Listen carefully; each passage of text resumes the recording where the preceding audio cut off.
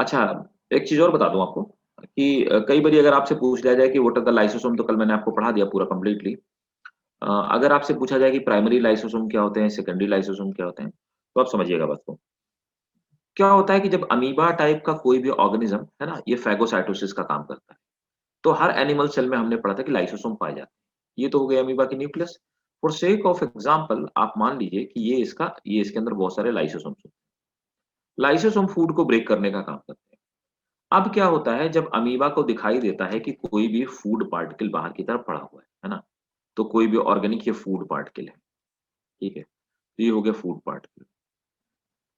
Food particle के आते ही अपने स्यूडोपोडिया को चेंज करते हैं और स्यूडोपोडिया को चेंज करने के बाद ये क्या करते हैं कि एक स्यूडो फूड वैक्यूल का फॉर्मेशन करते हैं। तो यहाँ पर क्या होता है कि इस तरह का स्ट्रक्चर बन जाता है और ये फूड वैक्यूल बना लेते हैं। फूड वैक्यूल बनाने के बाद ये क्या करते हैं कि उसको इनगल्फ कर जाते हैं। So this is temporary food vacuole. This is temporary vacuole. This is temporary food vacuole. ठीक है? अब देखिए, ये टेम्परेरी फूड वैक्यूल हुई और नेक्स्ट स्टेप में क्या होता है कि यही टेम्परेरी फूड वैक्यूल, है ना, फिर से फूड वैक्यूल अंदर की तरफ और अंदर आ जाती है ना, और इस तरह से फूड वैक्यूल बन जाती है। तो ये तो हो गई हमारी food vacuole. This is same temporary food vacuole. ये टेम्परेरी फूड वैक्यूल अंदर बन गई। अब क्या होता है कि लाइसोसोम यहाँ से आए। अभी क्या हुआ कि हमने ये पढ़ा हुआ था कि लाइसोसोम का फॉर्मेशन किससे होता है? गोल्गी से होता है। तो गोल्गी से जिन लाइसोसोम का फॉर्मेशन हुआ, इनको हमने कहा था प्राइमरी लाइसोसोम। Primary lysosome. अब क्या होता है कि ये प्राइमरी जो लाइसोसोम्स होते हैं, अब अमीबा ने फूड अंदर ले लिया है ना? और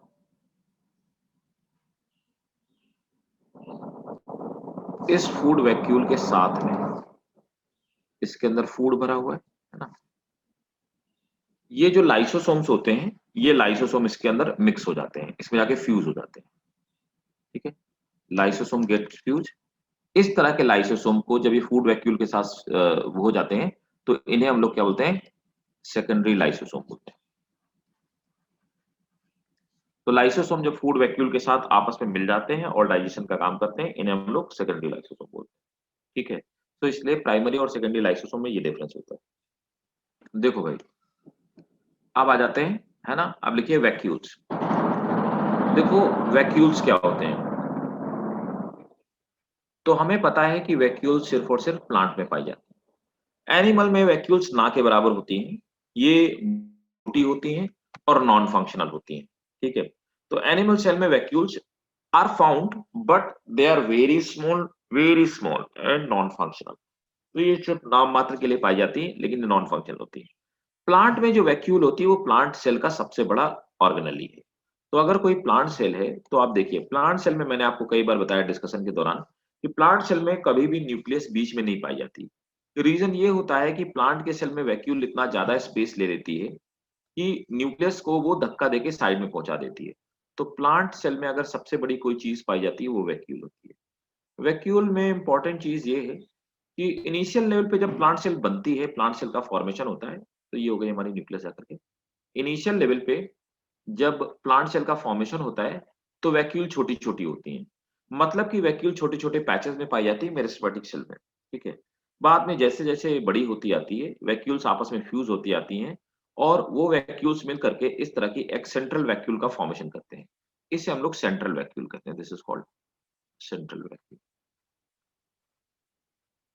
तो सेंट्रल वैक्यूल्स मतलब एक बड़ी-सी वैक्यूल और ये मैक सबसे बड़ा सेल ऑर्गेनेली है प्लांट सेल का। इसकी जो मेम्ब्रेन होती है, इस मेम्ब्रेन को हम लोग बोलते हैं टोनोप्लास्ट मेम्ब्रेन। टोनोप्लास्ट, ठीक है? इसके अंदर जो लिक्विड भरा हुआ है, इसको हम लोग बोलते हैं सेल सैक, इस लिक्विड को, ठीक है? सेल सैक में क्या-क्या होता है? 90% तो इसमें पानी ही होता है, वाटर।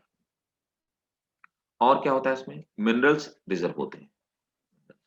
और क्या होता है? एक पिगमेंट होता है एंथोसायनिन पिगमेंट। ये क्वेश्चन इंपॉर्टेंट है कि इसकी मेम्ब्रेन को क्या बोलते हैं, एंथोसायनिन, और ये एंथोसायनिन कहाँ स्टोर होता है, तो एंथोसायनिन पिगमेंट इसके अंदर स्टोर होता है।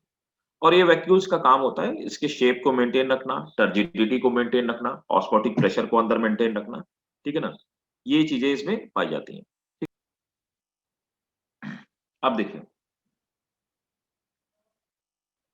क्वेश्चन ये है कि आखिर वैक्यूल का फॉर्मेशन कैसे होता है, या वैक्यूल्स कहां से बनती है, ठीक, इंपॉर्टेंट चीज है। तो ऐसा साइंटिस्टों का मानना है कि वैक्यूल्स एंडोप्लाज्मिक रेटिकुलम के से ही बनती है, इसी मेम्ब्रेन से ही बनती है, ठीक है ना। नोट करते हो, पॉइंट्स नोट करो। Vacuoles are believe to be vacuoles are believed to be formed by ER.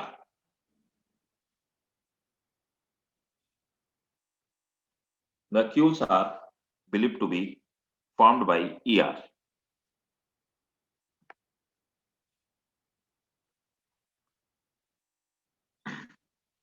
They may be of four type. Important है, they may be of four type, चार तरह की हो सकती है, ठीक है। SAP vacuole, second contractile vacuole,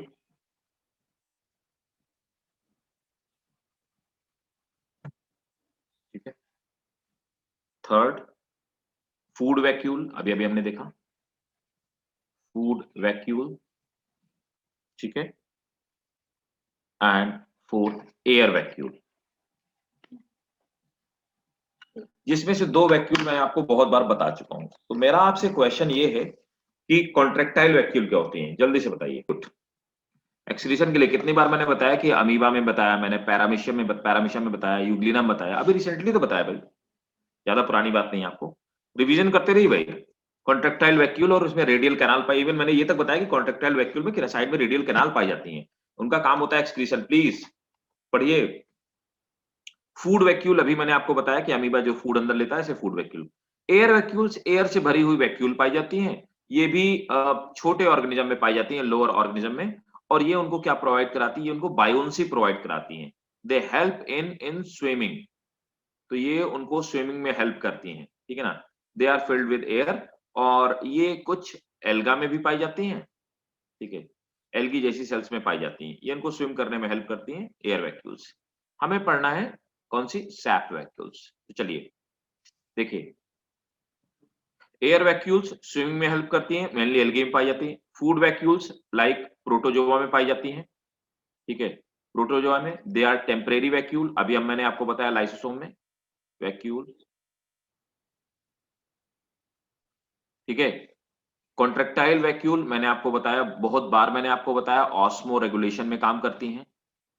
osmo regulation that is excretion, है ना, एक्सक्रीशन में हेल्प करती हैं। Sap vacuoles they are found in plant cell, और कॉन्ट्रैक्टाइल वैक्यूल भी प्रोटोजोआ में ही पाई जाती है मेनली। नोट करिए, sap vacuoles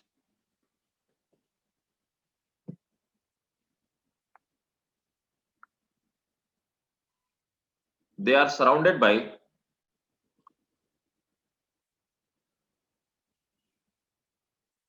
selectively permeable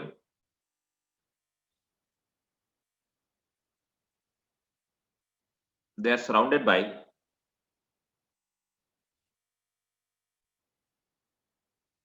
selectively permeable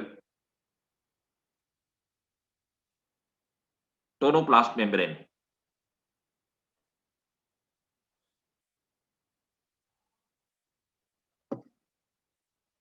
tonoplast membrane. Next point,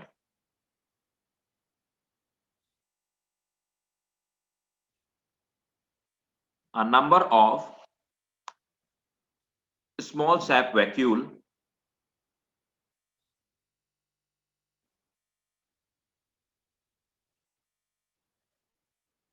a number of small sap vacuole occur in animal cells and young plant cell.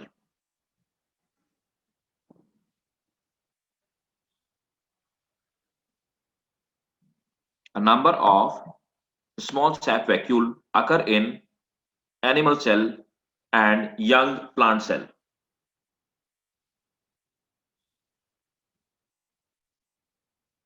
Full stop इसी में लिखेंगे. In mature plant cell,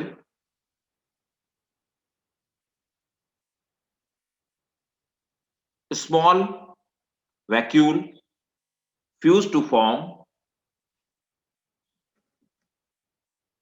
small vacuole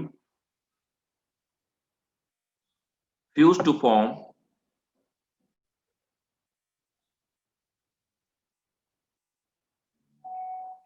single large central vacuole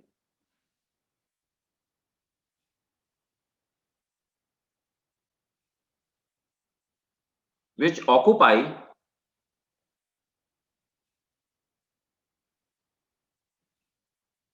which occupy 90% of area of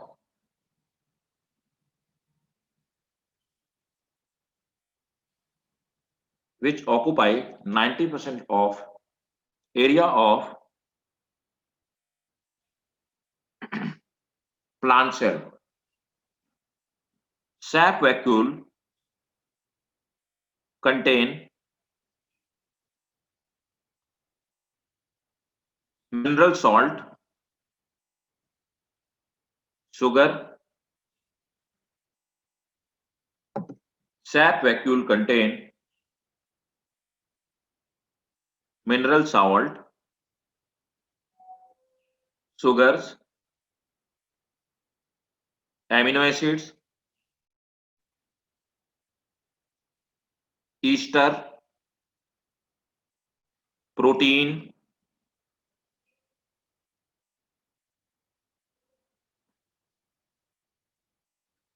soluble waste,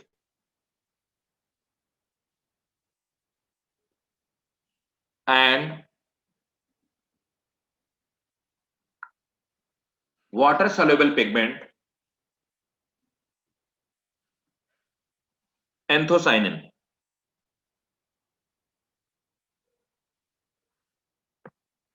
Which may be red, blue, which may be red, blue, or purple in color.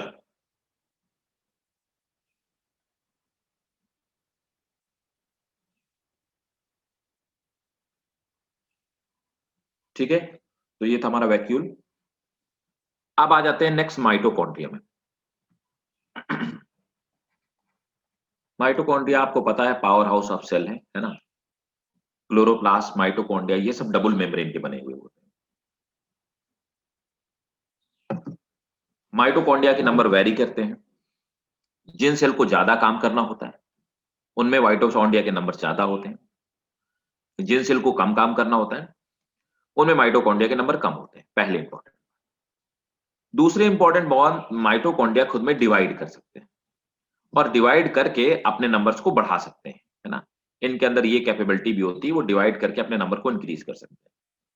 Cell division के time पे mitochondria खुद divide कर जाते हैं. Nucleus के अलावा chloroplast और mitochondria ऐसे ऑर्गेनेली हैं जिनमें खुद का डीएनए पाया जाता है. देखो यहाँ पे शायद डीएनए माइटोकॉन्ड्रिया का नहीं दिया, वो दिया है, दे रखा है डीएनए. तो ये जो डीएनए पाया जाता है this is called empty DNA. इसे हम लोग बोलते हैं एम्प्टी डीएनए. एम्प्टी डीएनए मतलब माइटोकॉन्ड्रियल डीएनए. माइटोकॉन्ड्रिया का जो डीएनए होता है this is single and circular. Single and circular. ठीक है.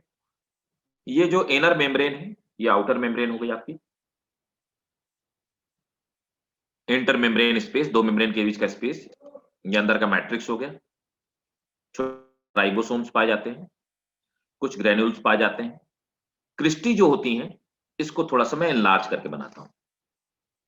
ये यहाँ पे येलो कलर की जो क्रिस्टी बनी हुई है मैं इसको एज इट इज एनलार्ज करके बनाता हूँ. ये आपकी येलो कलर की क्रिस्टी हो गई. क्रिस्टी जो है इन्हीं क्रिस्टी के ऊपर, है ना, इन क्रिस्टी के ऊपर, है ना, यहां पर इस तरह के पार्टिकल लगे होते हैं इन पार्टिकल्स को हम लोग ऑक्सीजोम्स बोलते हैं। ऑक्सीजोम दो पार्ट में बना होता है। नीचे वाले पार्ट को हम F0 बोलते हैं, F0 बोलते हैं, ऊपर वाले को F1 बोलते हैं। जो F1 पार्टिकल होता है ये एक्चुअली बना किस चीज से होता है, पूरे स्ट्रक्चर को हम ऑक्सीजोम बोलते हैं। ये जिससे बना होता है उस एंजाइम का नाम है एटीपी सिंथेज। इस ऊपर में F1 में एटीपी सिंथेज पाया जाता है। एटीपी सिंथेज क्या काम करता है, एटीपी एडीपी को एटीपी में कन्वर्ट करने का काम करता है। तो माइटोकॉन्ड्रिया की क्रिस्टी के ऊपर बहुत सारे इस तरह से टेनिस के रैकेट जैसे स्ट्रक्चर पाए जाते हैं जिनका फंक्शन होता है एटीपी की सिंथेसिस करना। अंदर मैट्रिक्स होता है। मैट्रिक्स के अंदर यहां पर फूड को बर्न करने की एक साइकिल चलती है। उस साइकिल को हम लोग बोलते हैं क्रेब साइकिल। हम लोग पढ़ेंगे क्रेब साइकिल इसी मैट्रिक्स में बर्न होती है। क्रेब साइकिल क्या है, that is burning of food. Burning of food, इससे फूड की बर्निंग होती है और यहाँ पे एटीपी जनरेट होते हैं, इसीलिए हम लोग इसको पावर हाउस बोलते हैं। ठीक है, ये एटीपी ये एंजाइम है। ये देखिए ऊपर वाले पार्ट को F1 कहते हैं, इस पार्ट को ऊपर वाले को F0 कहते हैं, नीचे वाले को F1 कहते हैं। मैंने आपको अभी बताया जो गोल वाला पार्ट है एटीपी सिंथेसिस एंजाइम में, ये क्या करता है, एडीपी से एटीपी बनाने का काम करता है। जब इससे ऊपर से नीचे हाइड्रोजन आयन लीक होते हैं तो ये एटीपी से एडीपी को बनाता है। इसको अगर आप सामने से देखोगे तो आपको ऐसे चार पार्ट में दिखाई देगा। जैसे एक खरबूजा होता है ना, आप ऐसे मान लो कि आपके पास एक मस्क मेलन है और आपने वहां पे एक डंडे में इस तरह से मस्क मेलन लगा रखा है, बिल्कुल ये उसी शेप का दिखाई देता है। और यहाँ से जब हाइड्रोजन लीक आउट होते हैं तो ये क्या करता है, एटीपी से एडीपी बनाने का काम करता है। एटीपी क्या है, एटीपी एनर्जी रिच पार्टिकल्स है। एडिनोसिन एक शुगर होती है, उसमें फॉस्फेट के तीन फॉस्फेट लगे हुए होते हैं, फॉस्फेट के तीन मॉलिक्यूल्स लगे होते हैं और ये एनर्जी जनरेट करने का काम करता है। जब भी फॉस्फेट के मॉलिक्यूल ब्रेक होते हैं तो ये बॉन्ड ब्रेक होता है और बॉन्ड के ब्रेक होने से एनर्जी रिलीज होती है। चलिए नोट करना स्टार्ट कीजिए।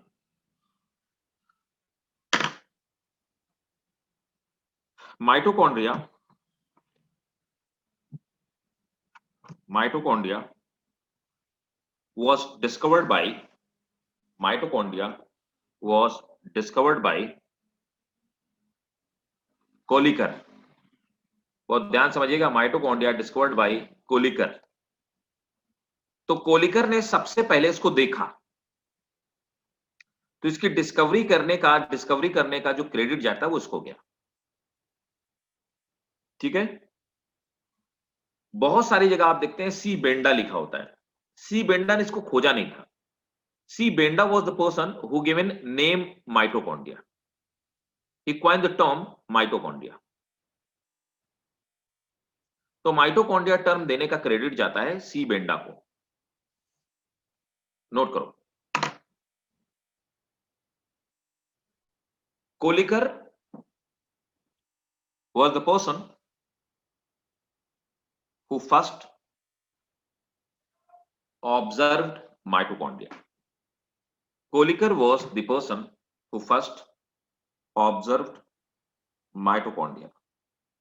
The name mitochondria, the name mitochondria was coined by the name mitochondria was coined by C. Benda. Next point. Mitochondria is the site of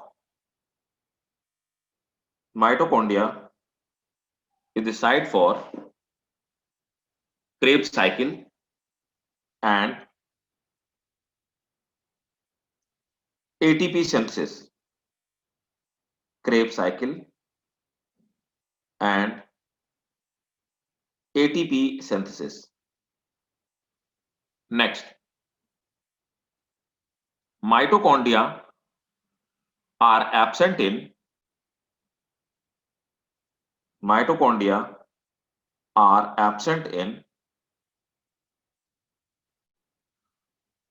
prokaryotes and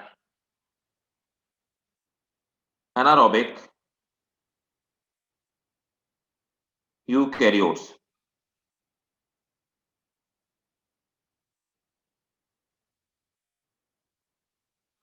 Mitochondria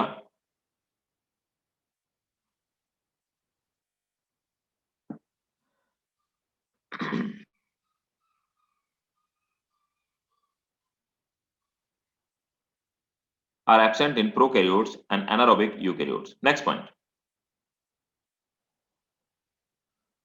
Mitochondria are not found mitochondria are not found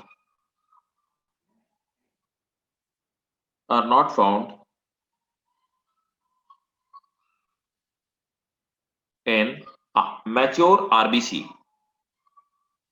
In mature RBC.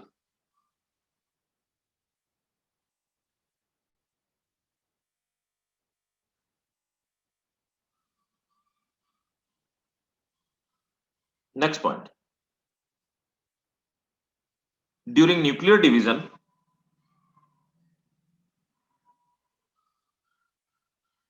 mitochondria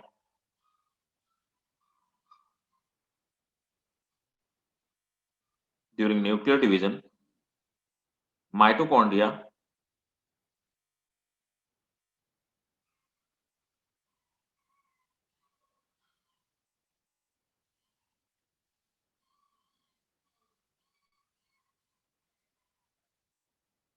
during nuclear division, mitochondria provide energy. Their size vary from 1 to 4.1 in micrometer. Their size vary from 4 to. Next point. The inner mitochondrial membrane is permeable to only some metabolite.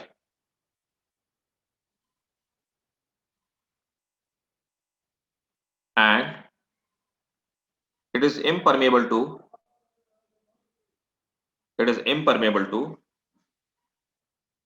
ions. It bear finger-like projections.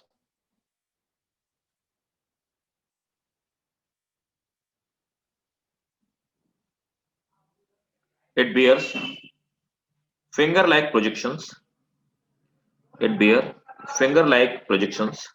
Called cristae.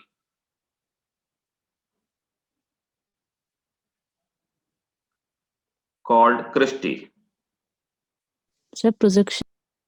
Finger-like projections called cristae,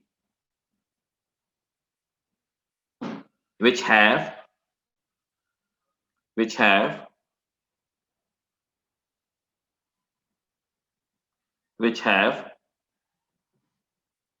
tennis racket shape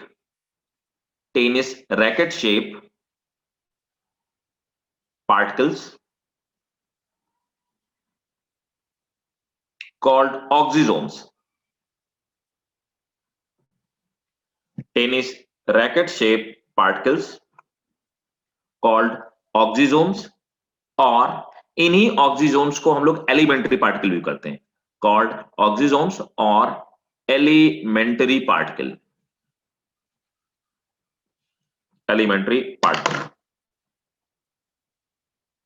Full stop. Oxysomes are made up of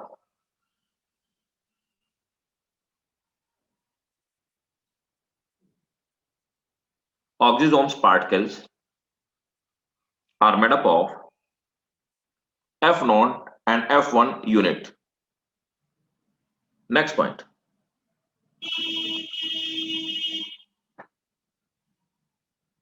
The F1 particle bears ATPase enzyme. The F1 particle bear ATPase enzyme.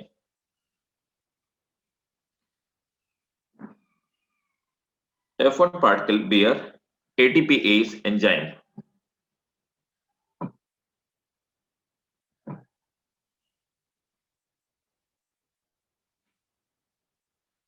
Which are site of ATP synthesis.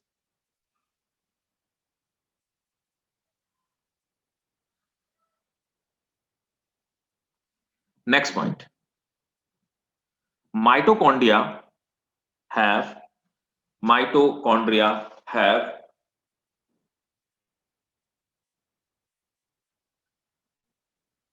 its own DNA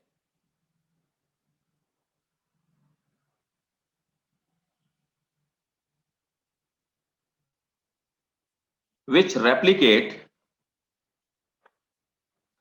independently. Mitochondria have its own DNA which replicate independently,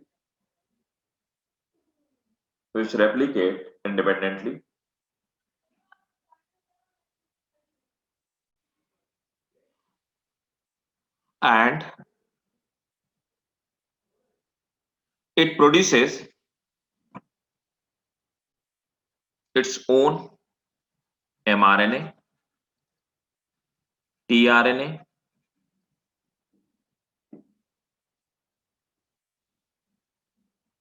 that's why it is called semi-autonomous. That's why it is called semi-autonomous. Star बनाएंगे इस point पे. Next point में एक और star बना के लिखो. Mitochondrial DNA matches with bacterial DNA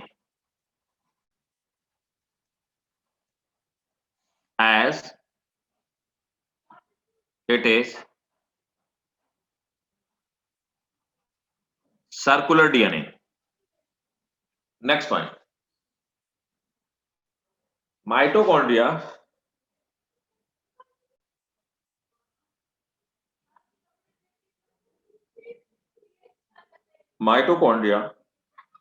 develop from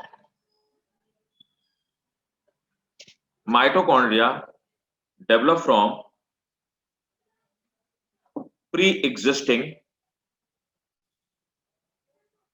mitochondria.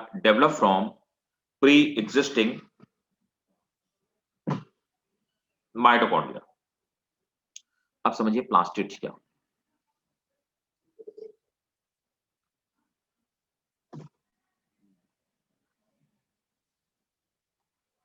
Plastid देखो सिर्फ प्लांट में पाए जाते हैं, एनिमल में नहीं पाए जाते. देखने में एक ही जैसे होते हैं लेकिन फंक्शन के बेसिस पे ओरिजिन में इनका एक ही जैसा होता है, लेकिन फंक्शन के बेसिस पे तीन तरह के होते हैं. एक तो होते हैं क्लोरोप्लास्ट, क्रोमोप्लास्ट और ल्यूकोप्लास्ट. क्लोरोप्लास्ट पाए जाते हैं ऑल ग्रीन पार्ट में और ये पाए जाते हैं any coloured part other than green.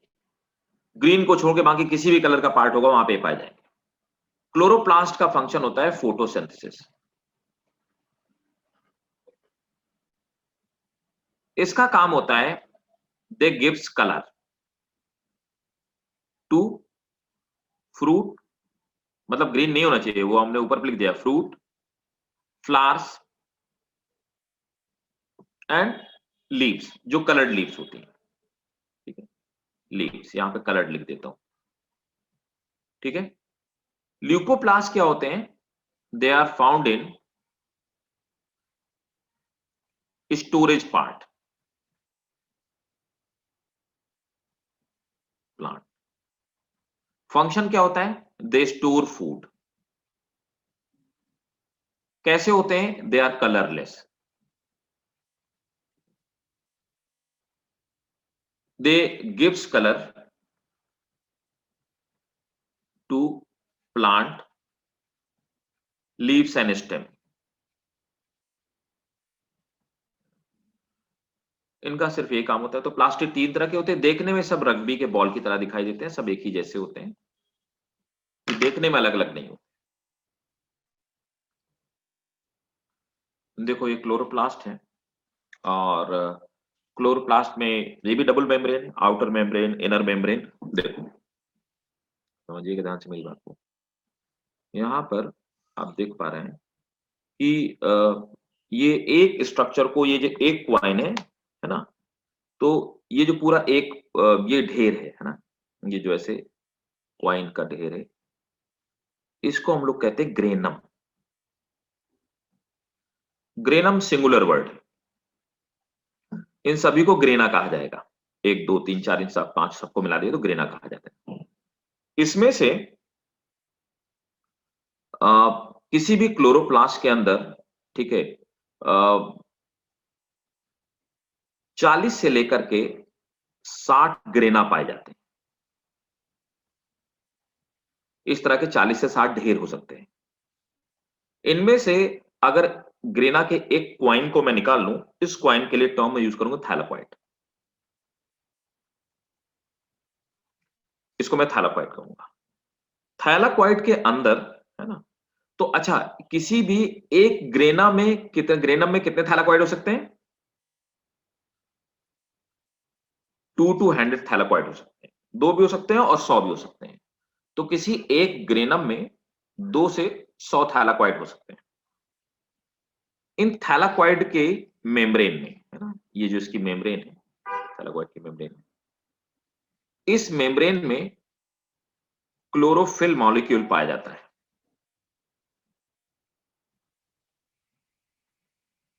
जो कि फोटोसिंथेसिस को परफॉर्म करता है, लाइट को ट्रैप करने का काम करता है। ठीक है। इसके अंदर जो लिक्विड भरा हुआ है, इसको हम लोग स्ट्रोमा कहते हैं। क्लोरोप्लास्ट के अंदर भी अपना खुद का डीएनए पाया जाता है, इसे सीएलपीटी डीएनए बोलेंगे, क्लोरोप्लास्ट। ठीक है। क्लोरोप्लास्ट का भी डीएनए वैसे डीएनए होता है जैसे माइटोकॉन्ड्रिया का होता है। It is also single and circular. ठीक है। ये इनर मेम्ब्रेन हो गई, ये आउटर मेम्ब्रेन हो गई, दोनों मेम्ब्रेन के बीच में स्पेस पाया जाता है। क्लोरोप्लास्ट के अंदर ये जो खाली जगह आपको दिखाई दे रही है, इसको हम ल्यूमेन कहते हैं, इसके अंदर लिक्विड भरा हुआ होता है। ठीक है ना।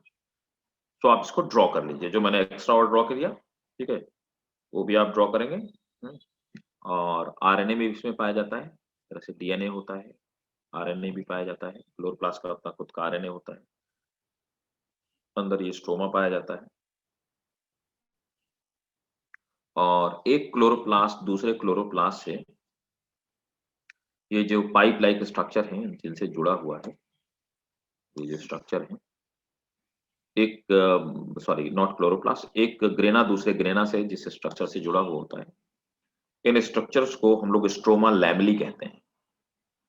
We call them stroma lamellae.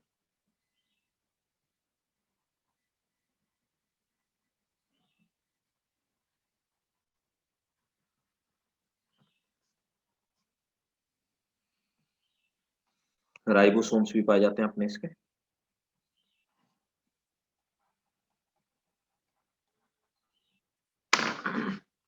तो चलो भाई नोट करना स्टार्ट करो।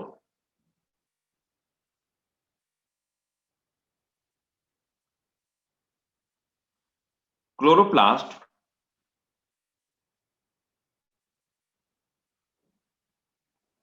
Chloroplast are semi autonomous organelle, semi autonomous organelle having its own DNA. Semi-autonomous organelle having its own DNA.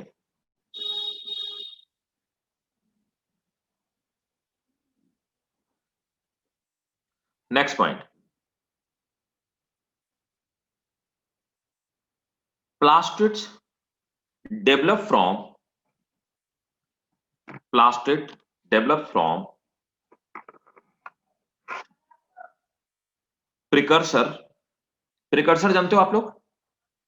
Do you know precursor? What is precursor? Precursor. Precursors होते हैं किसी भी चीज की प्राइमरी स्टेट्स। जैसे अगर देखा जाए तो जब हम रोटियां बनाते हैं तो रोटियों के प्रिकर्सर्स क्या हैं? व्हीट, है ना? तो व्हीट उसका रॉ मटेरियल है जिससे रोटियां हम लोग बनाते हैं। इसी तरह से क्लोरोप्लास्ट बनते हैं, उन्हें हम लोग बोलते हैं, उनके प्रिकर्सर्स को हम लोग बोलते हैं प्रोप्लास्टिड्स। तो कोई भी प्लास्टिड बनता है वो प्रोप्लास्टिड से बनता है। तो नोट करेंगे, plastid develops from colourless proplastids and plastid develops from colorless proplastids, and then they differentiate then they differentiate into various type of then they differentiate into various type of plastids differentiate into various type of plastids. Next point, chloroplast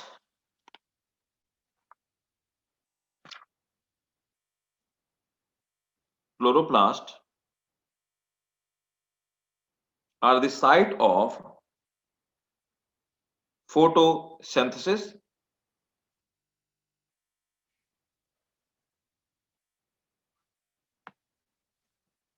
site of photosynthesis.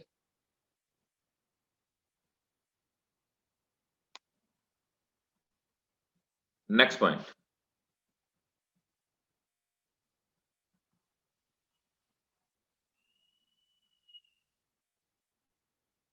the chloroplast of algae other than green, important है, आप इसको star बना के लिखिए। Chloroplast of algae other than green are called chromatophores. Chloroplast of algae other than green are called chromatophores.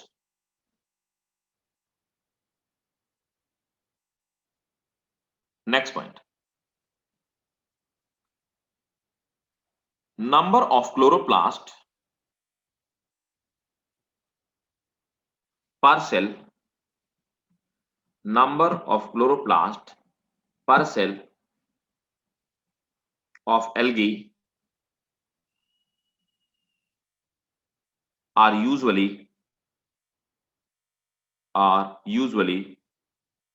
fixed are usually fixed.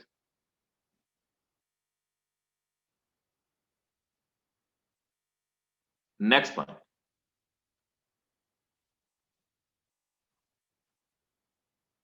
the shape of chloroplast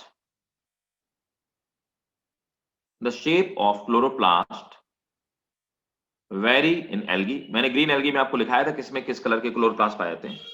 The shape of chloroplast vary in algae.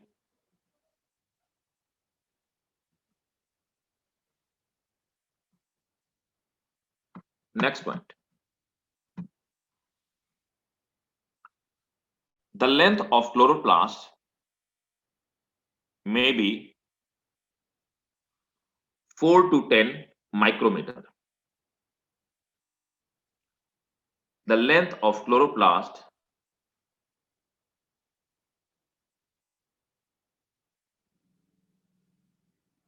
varies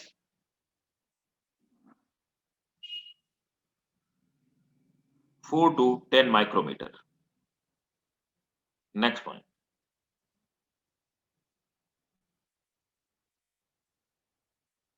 Like mitochondria,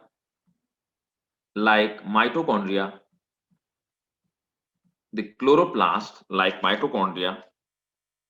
the chloroplast also have double membrane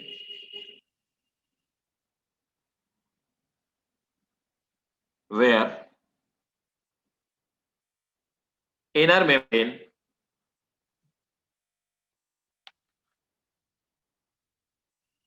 is selective permeable, where inner membrane is selectively permeable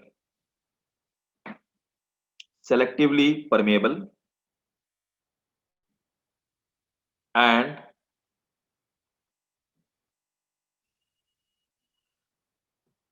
having matrix or stroma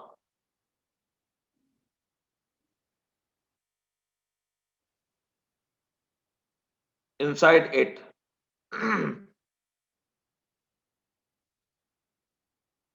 Next,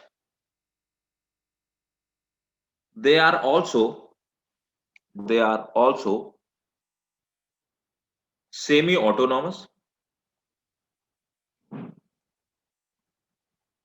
as they are also semi-autonomous as they have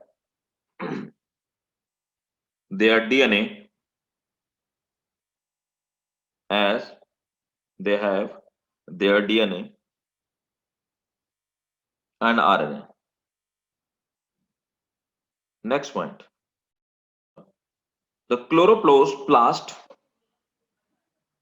of higher plant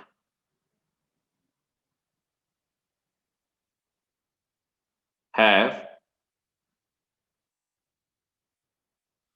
40 to 60 grana. Chloroplast of higher plant have 40 to 60 grana. Full stop. Each granum have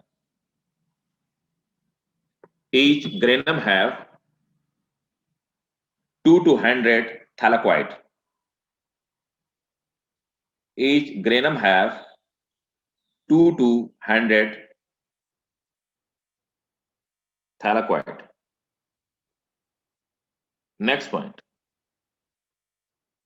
Leucoplast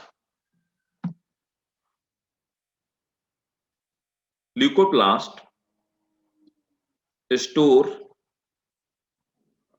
the food. Leucoplast store the food where amyloplast हम लोग उन leucoplast को बोलते हैं जो starch store करते हैं, where amyloplast store starch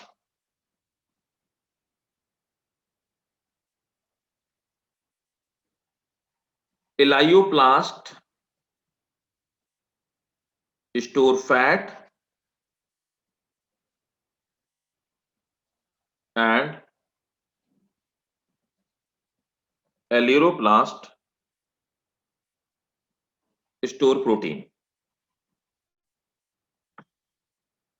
next point और लिख लो. Chromoplast store carotenoid pigment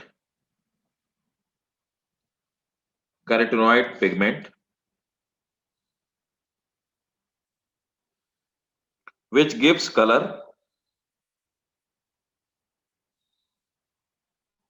to flowers and star बना के लिखेंगे, they are site for